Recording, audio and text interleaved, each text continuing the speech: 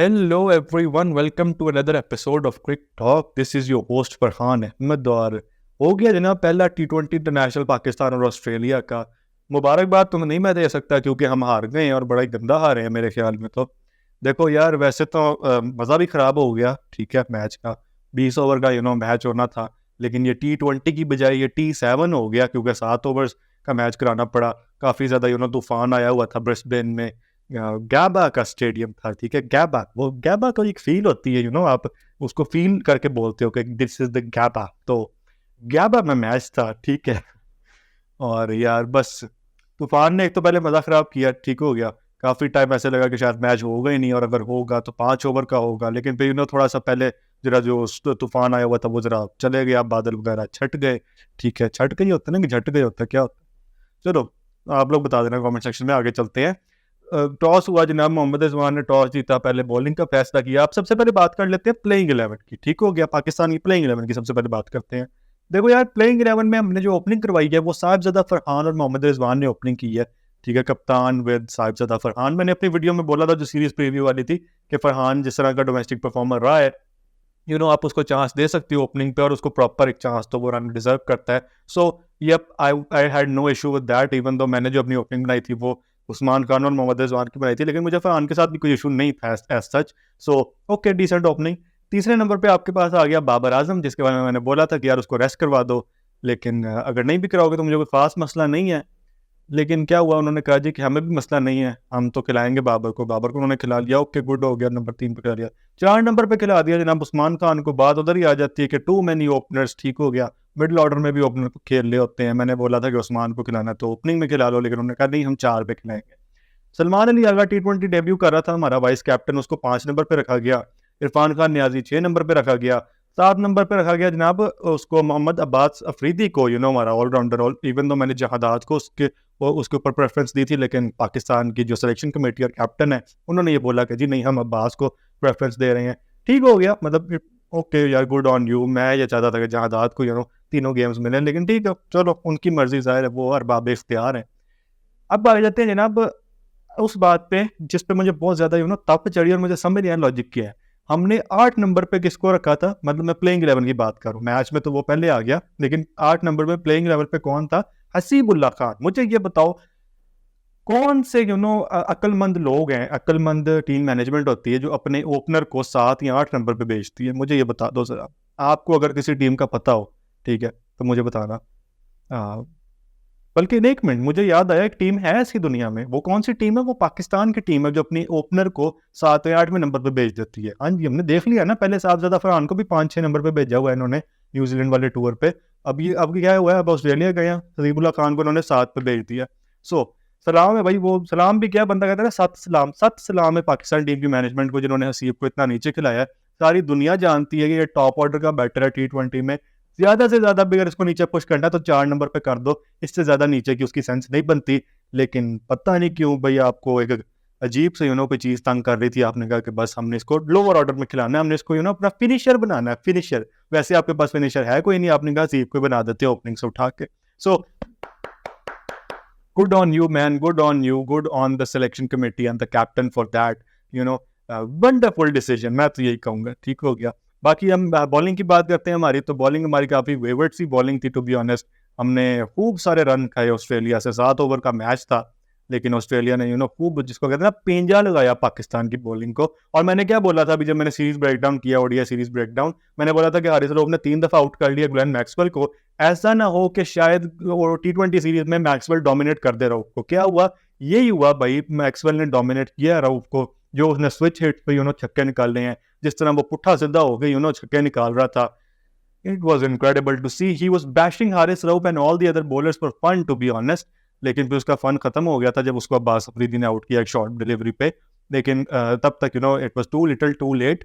Maxwell already 43 run की बेहतरीन innings खेल चुका था 19 गेंदों पे आई थिंक। तो बहुत ज़्यादा कुट पड़ी हमारे पेसर्स को टू बी ऑनेस्ट, क्योंकि वैसे तो हमने किसी और को खिलाया नहीं था। पेसर्स को बहुत ज़्यादा मार पड़ी है। Abbas Afridi stood out as the top performer. एक बंदे ने ओवर बॉल किया और उसने 9 रन दिए, 2 विकेटें निकालनी उस ओवर में। सो उसका तो वो जो था ओवर, वो पेनल्टीमेट ओवर था टू बी ऑनेस्ट। 6वां ओवर उसने बॉल किया था, तो वो उसका एक बेहतरीन आउटिंग थी उस ओवर की, और ऐसे लग रहा था कि पाकिस्तान इनको रोक लेगा ज़रा 80 तक या फिर 85 तक में भी। लेकिन फिर क्या हुआ, आखिरी ओवर नसीम शाह का था, उसमें ज़रा कैच ड्रॉप हुआ, इधर उधर चीज़ें गई, ऑल अराउंड द पार्क चीज़ें हुई, और बस क्या हुआ, 94 रन का टारगेट आपको मिल गया। और मुझे पहले ही शक पड़ रहा था कि यार इनको अगर मिल गया ना 80 अबव का टारगेट, तो इनके हाथ पाँव फूल जाने हैं, इनको ऐसा लगना है कि बस अब हमसे हो ही नहीं सकता, क्योंकि गैबा की पिच थी भाई, ब्रिस्बेन का ग्राउंड है, ओवरकास्ट कंडीशन, हमें पता था कि बॉल थोड़ी सी सीम अराउंड होगी, बाउंस यहाँ पे अच्छा होगा।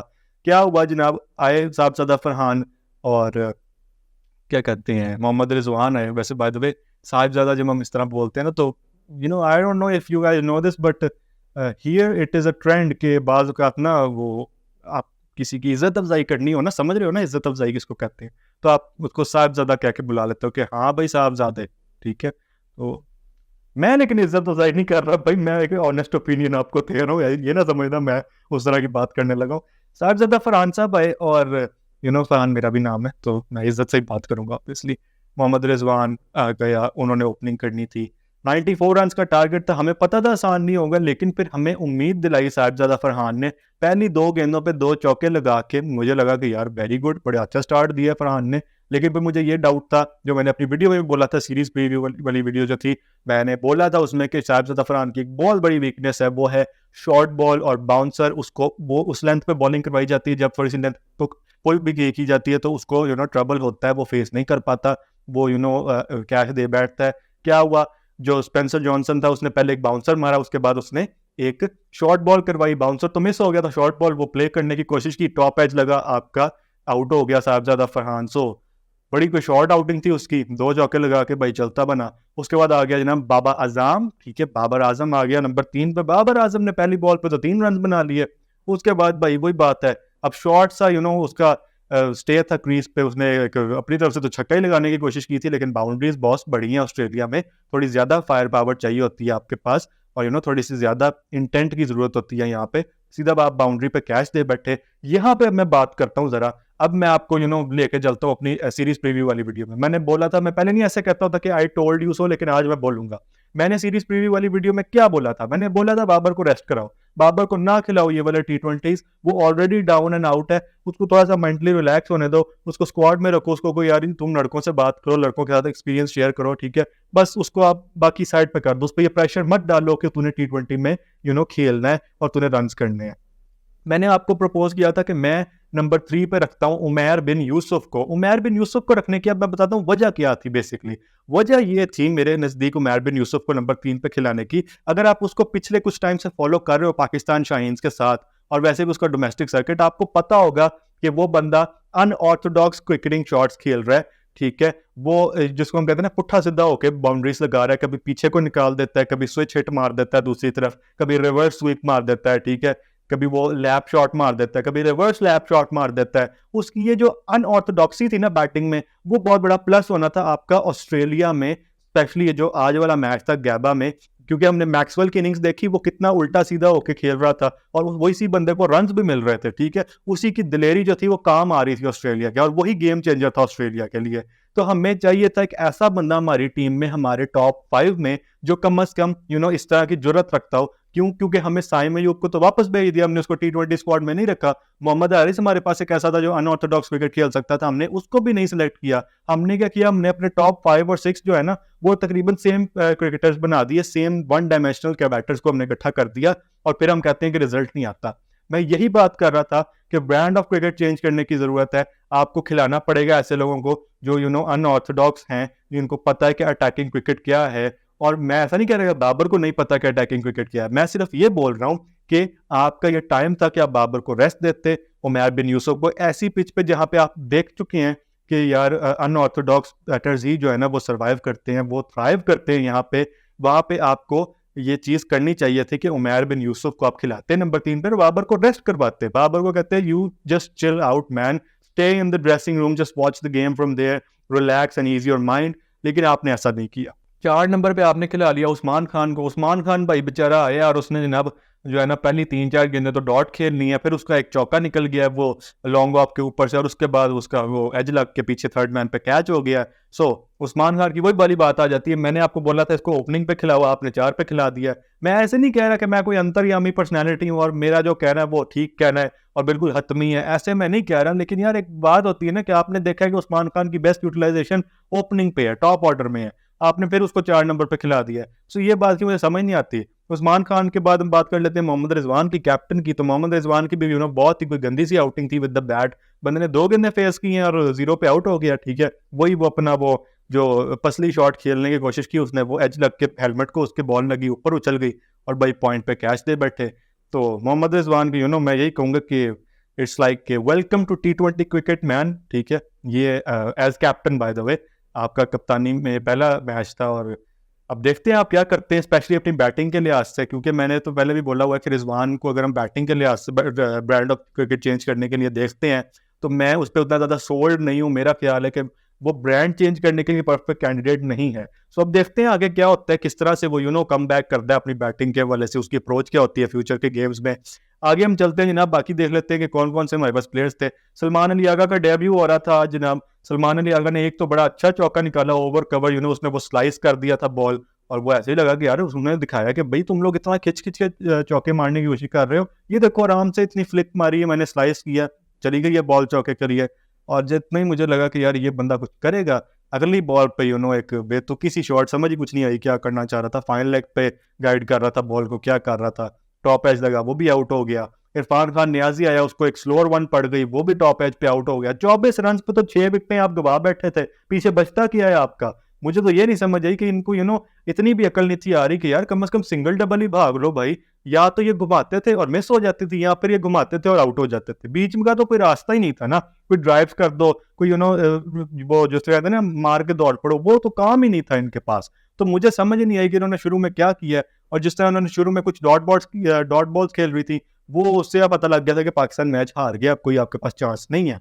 लेकिन फिर डाउन दी ऑर्डर 7 नंबर पे आके हसीबुल्ला ने थोड़े से फायरवर्क्स दिखा दिए, 12 रन बनाए उसने 8 गेंदों पे।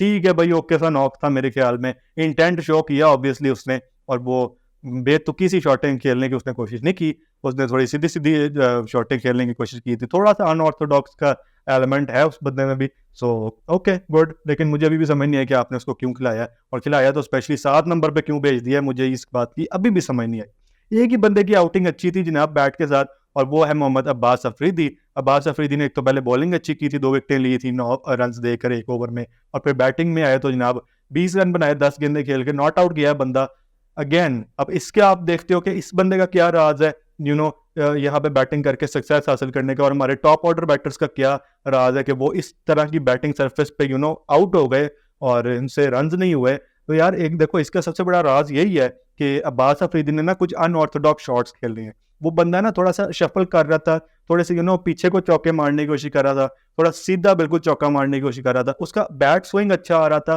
पता था उसको कि मैंने किस तरह का स्ट्रोक खेलना है। तो ये चीजें बड़ी मैटर करती हैं, और आपको थोड़ा सा ना ऑस्ट्रेलियन पिचेस पे ये आइडिया होना चाहिए कि हमें थोड़ा सा अपने शेल से बाहर जाके खेलना पड़ेगा। बिल्कुल सीधा खड़े होके बिल्कुल स्टिफ होके आप वो ऐसे नहीं करते कि बिल्कुल सीधे सीधे बैट से खेलते जाओ। यहाँ पे आपको थोड़ा सा अनकन्वेंशनल शॉट्स की जरूरत पड़ती है। इसीलिए यहाँ पे आपको साइम अयूब, मोहम्मद हारिस, आपको उमैर बिन यूसुफ, और अगर मैं नाम लूँ तो फिर फखर जमान की भी आपको यहाँ पे जरूरत थी। फखर जैसा प्लेयर यहाँ पे आपको बहुत अच्छा यूटिलिटी प्रोवाइड कर सकता था, उसका बहुत बड़ा पॉजिटिव होता पाकिस्तान के लिए अगर वो यहाँ पे खेल रहा होता, क्योंकि वो भी अनकन्वेंशनली खेलता है, वो भी स्कूप्स वगैरह मार लेता है और जो उसके वो लेपल मारता है ना बेसिकली शॉटें, वो बड़े जबरदस्त होती हैं। डाउन दी ऑर्डर थोड़ा सा शाहीन शाह अफरीदी ने भी फायरवर्क्स दिखाए, 11 रन आई थिंक स्कोर कर लिए। ओवरऑल पाकिस्तान आउट हो गया लास्ट बॉल पे 64 रन बना के, 29 रन से हम मैच हार गए। लेकिन देखो मेरा सवाल यही है कि अगर डाउन दी ऑर्डर आके हसीबुल्ला 12 रन स्कोर कर सकता है, अब्बास अफरीदी 20 रन के साथ टॉप स्कोरर जा सकता है 10 गेंदों पे, शाहीन आके 11 कर सकता है, तो फिर what's the excuse of our top order batters. इनको क्या मसला है, इनसे क्यों नहीं रन बने, इनको क्यों नहीं पता कि किस अप्रोच के साथ खेलना है, किस वे के साथ खेलना है, कौन सी स्ट्रोक्स खेलनी है। ये एक बहुत बड़ा सवालिया निशान है। ओवरऑल बहुत ही गंदी आउटिंग थी पाकिस्तान टीम की, क्योंकि आई थिंक 4 विकेट इन्होंने हासिल की बॉलिंग में, और उसके अलावा फिर बैटिंग तो इट वाज हॉरेबल बैटिंग, ठीक है, टेरेबल बैटिंग मैं कहता हूं कि पाकिस्तान की थी। अब हम अगर बात करते हैं कि अगला T20 कब है, तो अगला T20 परसों है जनाब, सैटरडे वाले दिन, और let's hope we get a full game there and you know in the third T20 as well, हमें पूरे 20-20 ओवर देखने को मिले। और जहाँ तक आज के मैच की बात है, तपा मैं बहुत हुआ हूँ, मैंने बात भी अच्छी खासी की है, ठीक है, अच्छा खासा अपना रिव्यू दिया, आपका थोड़ा सा एग्रेसिव रिव्यू था आज यूजुअल डेज की निस्बत। लेकिन मैं ये भी साथ में ऐड करना चाहूँगा कि ये हतमी राय नहीं है इन प्लेयर्स के बारे में और इनकी अप्रोच के बारे में, क्योंकि ये बहुत छोटा सैंपल साइज है। आज 7 ओवर का मैच था, उसमें भी आपने पहले बॉलिंग कर ली थी, तो रन आपको पता था कि पढ़ने ही पढ़ने, और रन ठीक ठाक पड़े आपको। और फिर क्या हुआ, आप बैटिंग में आए, तो उसके बाद तो एक और नई चीज छिड़ गई कि भाई आप बिल्कुल ही गंदे हो गए। 6 विकेटें आपने गवा दी 24 रन पे। तो ओवरऑल ये बहुत गंदा मैच है, मैं इससे डिनाई नहीं कर रहा, मैंने बहुत ज्यादा बात की, लेकिन मैं साथ ये भी कह रहा हूँ कि इस पे हम कोई फाइनल वर्डिक्ट नहीं दे सकते पाकिस्तान की T20 टीम को या पाकिस्तान की T20 की अप्रोच को, क्योंकि अभी हमें एक पूरे 2-2 मैच देखने की जरूरत है 20-20 ओवर वाले। फिर हम बताएंगे कि यार ये कहाँ खड़े हैं, ये किस तरह से अपने गेम प्लान को डेवलप कर रहे हैं, ये किस तरह गेम को अप्रोच कर रहे हैं, क्योंकि अभी वही बात है, सैंपल साइज बहुत छोटा है। गलतियों की ऑब्वियसली बात की है, ठीक है, जो प्लेयर कॉम्बिनेशन उन्होंने गलत बनाया उसकी भी बात की है। हसीबुल्ला का मुझे नहीं समझ आई कि अगर उसको आप खिला रहे थे तो फिर 7 नंबर पे उसको क्यों खिलाया। लेकिन अभी हमने ये देखना है कि जब पूरे 20 ओवर इस साइड को मिलते हैं, बैटिंग फर्स्ट या सेकंड, तब इनकी क्या अप्रोच होती है, ये किस तरह से रोल्स को डिफाइन करते हैं कि किस बंदे ने क्या करना है, और फिर देखते हैं कि ये टीम कहाँ खड़ी है। अभी के लिए मैं यही कहूंगा कि मेरी अल्लाह ताला से दुआ है कि अल्लाह इनको थोड़ी सी हिदायत दे और ये कम बैक करें, सेकंड T20 में जीते उस मैच को, और फिर थर्ड जो T20 है वो हमारे सामने डिसाइडर हो, 1-1 से सीरीज बराबर हो, वही पर्थ वाला माहौल हो, और फिर हम तीसरा मैच भी जीते हैं। अल्लाह ताला से मेरी यही दुआ है। बाकी आप लोग मुझे कमेंट सेक्शन में बताओ कि आज की आपको पाकिस्तान की परफॉर्मेंस कैसी लगी। बाकी अगर ये वीडियो पसंद आई होगी तो यार वीडियो को लाइक कर देना, चैनल पर नहीं हो तो चैनल को सब्सक्राइब कर देना। मैं मिलूंगा आपसे नेक्स्ट वीडियो में, तब तक के लिए अपना बहुत सारा ख्याल रखना। अल्लाह हाफिज़।